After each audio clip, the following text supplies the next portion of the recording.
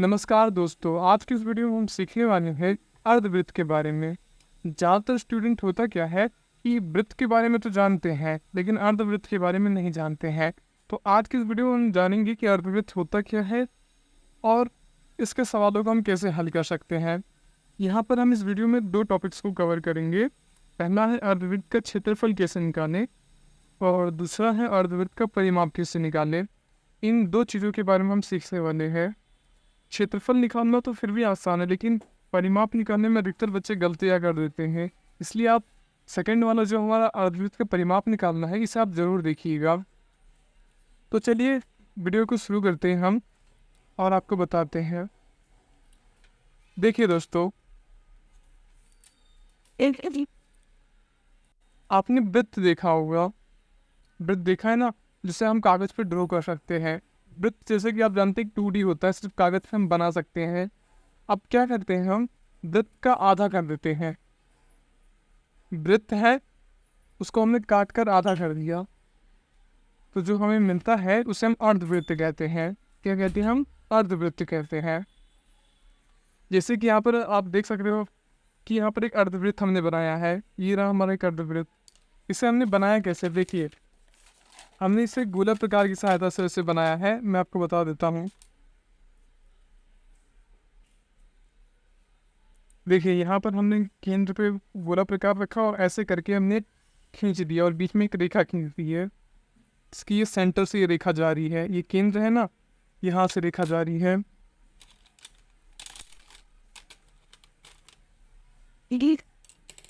देखो, हम जो रेखा खींचेंगे वो केंद्र से जाएगी।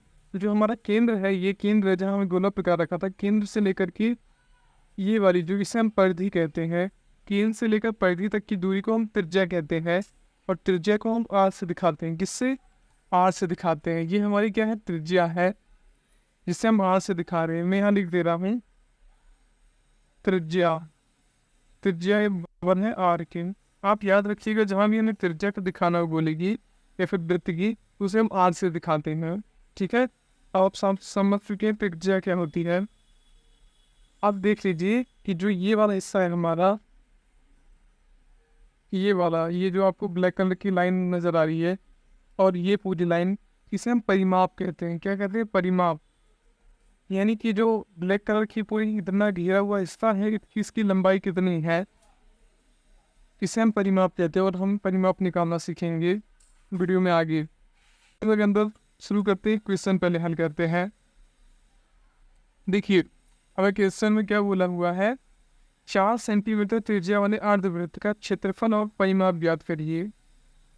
4 सेंटीमीटर त्रिज्या वाला अर्धवृत्त है। अर्धवृत्त आप समझ गए होंगे क्या है। अर्धवृत्त यानी आधा वृत्त है। यहाँ हम एक अर्धवृत्त बना देते हैं ताकि आपको ज़्यादा समझ में आए अच्छे तरीके से।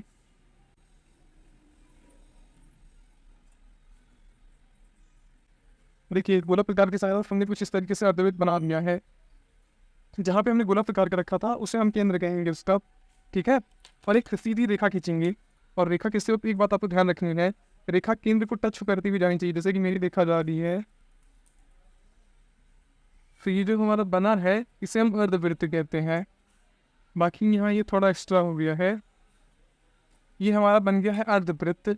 और इस अर्धवृत्त की त्रिज्या यानी कि केंद्र से लेकर के इस परिधि तक की दूरी है 4 सेंटीमीटर। तो यहाँ हम लिख भी दे रहे हैं 4 सेंटीमीटर। ठीक है, अब हमें इसका क्षेत्रफल निकालना है। तो देखिए, यहाँ पर हमने सूत्र लिखा हुआ है। क्षेत्रफल कैसे निकाल सकते हैं हम? अर्धवृत्त का क्षेत्रफल निकालने का सूत्र होता है 1/2 पाई आर स्क्वायर। ये है पाई। अब जान लो पाई के बारे में कुछ चीज़ें, अगर आप नहीं जानते हो तो। पाई का मान होता है 22/7, यानी कि 22 को हम 7 से भाग लगाते हैं तो हमें जवाब मिलता है 3.14। हम 22/7 भी लिख सकते हैं और 3.14 भी लिख सकते हैं, ये आपके ऊपर है। पर मैं आपको सही सलाह दूंगा कि आप 22/7 उपयोग करो। क्यों? ये कैलकुलेशन करने में आसानी रहती है इसकी वजह से। और इसके अंदर थोड़ा दशमलव हो जाता है तो आपको थोड़ा समस्या हो सकती है। अब हम निकालना सीखेंगे इसका क्षेत्रफल। तो इसका क्षेत्रफल निकालने का क्या सूत्र है, लिख लेते हैं हम क्षेत्रफल। ठीक है, इसका सूत्र है कि 1/2 पाई आर स्क्वायर। यहाँ पे आर यानी त्रिज्या हमें क्या दी हुई है, यहाँ आपको बताया था त्रिज्या हमें दी हुई है 4 सेंटीमीटर, ठीक है। तो 1/2 तो ऐसा कैसा ही रहेगा। पाई का मान यहाँ पर हम 22/7 लिख दे रहे हैं, ठीक है। आर आर आर का जिसकी भी घात 2 हो, जैसे कि त्रिज्या की घात यहाँ पर 2 लिखी हुई है, तो त्रिज्या यहाँ पे क्या है 4 सेंटीमीटर है, तो उसकी घात 2 यहाँ हम ऐसे लिख देते हैं, ठीक है। अगर आपको किसी भी तरीके का डाउट हो, जैसे कि गुणा करने में या फिर वर्ग निकालने में, तो इन सभी की वीडियो का जो आपको प्लेलिस्ट है, ये आपको आई बटन पे आप शो हो रहा होगा, वहाँ से आप देख सकते हैं, या फिर वीडियो के लास्ट में आपको मिल जाएगा प्लेलिस्ट का लिंक। देखिए अब इसे हम हल करते हैं। 1/2 22/7, 4 की घात 2 है, तो हम क्या लिख सकते हैं 4 × 4, ठीक है। अब देखिए जब गुणा में होता है, आप जानते ही हैं कि जब संख्याएं गुणा में होती है, जैसे कि ये सभी संख्या एक दूसरे के गुणा में है, तो नीचे वाली संख्या से ऊपर वाली संख्या कट सकती है, ठीक है। तो ये नीचे वाली 2 × 1 = 2 11, तो ये नीचे वाली संख्या से ऊपर वाली संख्या कट गई, तो यहाँ पर 11 मिला। अब हम क्या करते हैं, जो संख्या बची इनका गुणा कर लेते हैं। तो ऊपर कौन कौन सी संख्याएं हैं, 1 × 11, 11 × 4, उसके बाद 4। तो देखिए 11 × 4 × 4 गुणा में 1 और बटे में हमारी है 7, ठीक है। इसे हम हल करते हैं।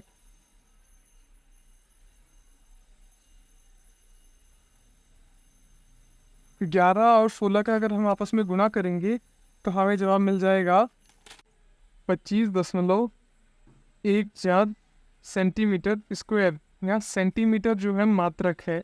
यहाँ पे देखिए हमें त्रिज्या किसमें दिया हुआ था, त्रिज्या दिया हुआ था सेंटीमीटर में, तो जो हमारा क्षेत्रफल भी निकलेगा वो भी सेंटीमीटर में निकलेगा। लेकिन यह सेंटीमीटर की घात 2 है, देखिए यहाँ पर घात 2 है। तो जब भी आप किसी चीज़ का क्षेत्रफल निकालें तो जो भी मात्रक होगा उसकी घात या इसके ऊपर जो संख्या छोटी सी हमने लिखी है वो हमेशा 2 लिखी जाएगी, ठीक है। अब अगला क्या है हमारा, जो कि बहुत ज़रूरी भी है अर्धवृत्त का परिमाप कैसे निकालें। तो देखो इसका भी सूत्र यहाँ पे लिखा हुआ है। तो यहाँ पर हम थोड़ा जगह की कमी है चल रही है, इसलिए हम थोड़ा यहाँ पे लिख लेते हैं, अपना सवाल को हल कर लेते हैं। अर्धवृत्त का परिमाप यानी क्या, परिमाप यानी क्या, यानी कि जो यहाँ से लेकर केंद्र से लेकर यहाँ तक की लंबाई हम नापेंगे, फिर ये पूरी लंबाई नापेंगे और यहाँ से यहाँ तक वापस पूरी लंबाई नापेंगे। अब आप समझे क्या कि ये जो लाइन बनी हुई है इसकी पूरी की लंबाई मापना है हमें कितनी है। तो देखिए इसका सूत्र क्या है, सूत्र है पाई r प्लस में 2 पाई।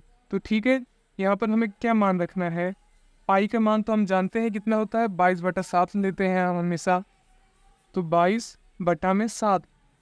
यहाँ पर r क्या है, r मैंने बताया था r का मतलब होता है त्रिज्या। क्या होता है, त्रिज्या।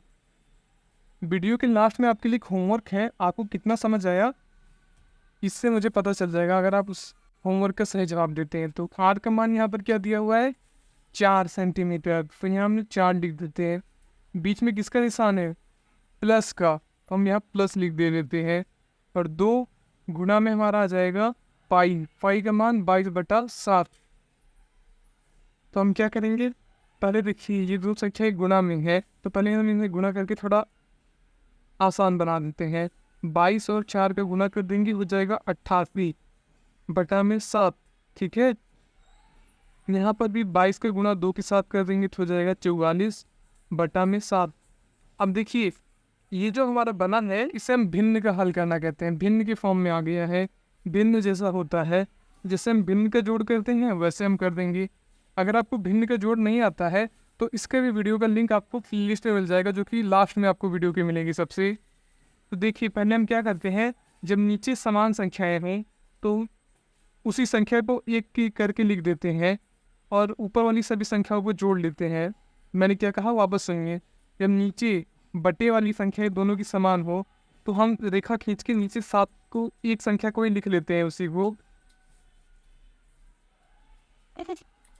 और अलग अलग संख्या हो तो इनका हम एलसीएम निकाल लेते हैं। यहाँ पर मैं आपको जनरली बताता हूँ, आपको डिटेल में सीखना है तो आप प्लेलिस्ट से सीख सकते हैं। 88 और 44 को हम जोड़ देंगे तो हमें क्या मिल जाएगा, 4 12 3 13 132 मिल जाएगा। बटे में हमारा जवाब आ जाएगा 7। 132 को हम 7 से भाग दें, हमें मिल जाएगा 18.8 मिल जाएगा हमें जवाब। और ये हमारा जो सेंटीमीटर ये परिमाप है वो हमेशा सेंटीमीटर में या फिर कोई मात्रक में रहेगा, इसकी घात कोई नहीं लिखी जाती है। अब आपके लिए जो एक खास चीज़ है वो है आपका होमवर्क। अब आपका होमवर्क देख लीजिए कि क्या है और आपको हल करके कमेंट में जवाब देना है इसका। ये रहा होमवर्क, इसको आप हल करिए और कमेंट में जवाब को ज़रूर दीजिए। बाकी आपको ये वीडियो कैसा लगा आप हमें कमेंट करके बता सकते हैं। धन्यवाद।